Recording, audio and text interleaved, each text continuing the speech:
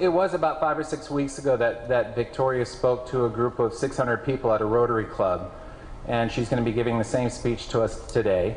And I saw it, I think a week or so after it hit the web, it started going around, and so I quickly got on the phone and talked with her dad Zane and invited them here. And so we have a very special treat. So Victoria, come on up, do your thing. Go up.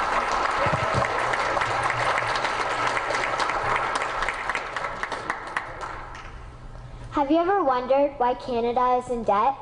Have you ever wondered why the government forces Canadians to pay so many taxes? Have you ever wondered why the bankers from the largest private banks are becoming wealthier and the rest of us are not?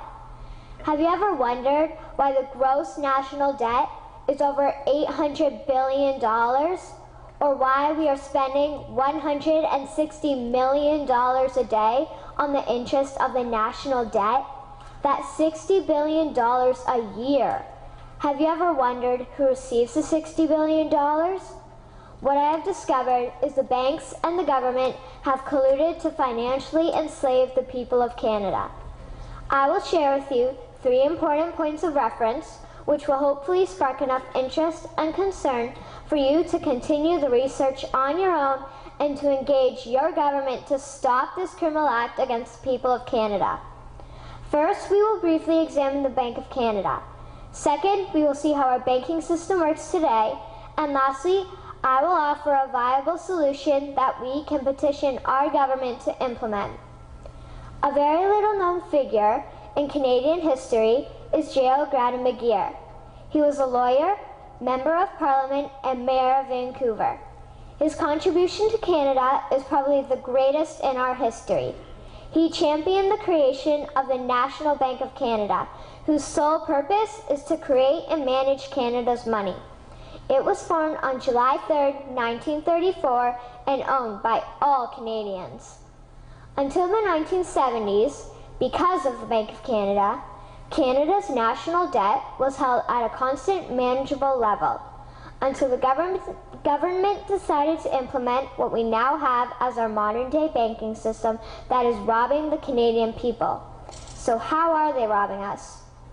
Allow me to explain how our private banks and government work today. First, the Canadian government borrows money from the private banks. They then lend the debt-based money to Canada with compounded interest. The government then continues to increase taxation of Canadians year after year in order to pay back the interest on the exponentially growing national debt. What results is inflation, less real money for Canadians to spend into our economy, and the real money being used to pad the pockets of the banks. Also, the government gave the banks the ability to loan out money that doesn't exist in the form of loans. When a bank gives you a mortgage, which literally means a death pledge, or a loan, they don't actually give you money. They click a key on a computer and generate the fake money out of thin air. They don't actually have it in their bank vaults. Presently, the banks only have $4 billion on reserve, but they have loaned out over $1.5 trillion. To quote Graham Towers, each and every time a bank makes a loan, a new bank credit is created. New deposits, brand new money. Broadly speaking, all new money comes out of a bank in the form of loans. As loans are debt, then under the present system, all money is debt. What I find interesting is even Jesus, in Matthew 21, drove out the money changers in the temple because they were manipulating the currency to steal money from the people. The private banks are just like the money changers in Matthew 21. They are defrauding and robbing the people of Canada, thus their freedom, and they need to be stopped. How should the banking system work?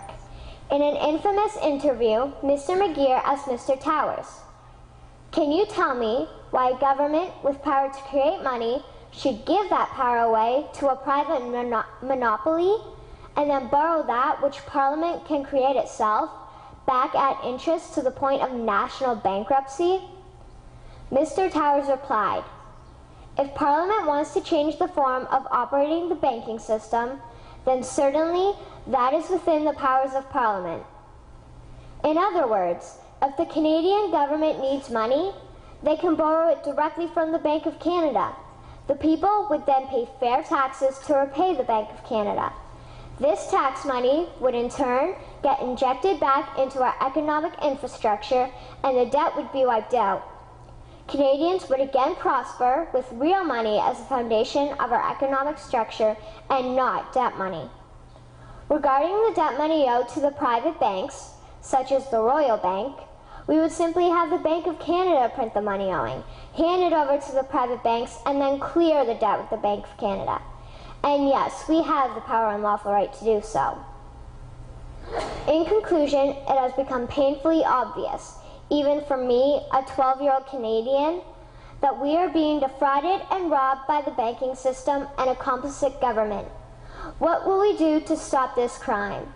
What will we do to ensure that the next generation will live free and clear of the debt-based economy that enslaves them to the banks? Margaret Mead said the following, and I hope that all of you remember this. Never doubt that a small group of people can change the world. Indeed, it is the only thing that ever has. Thank you.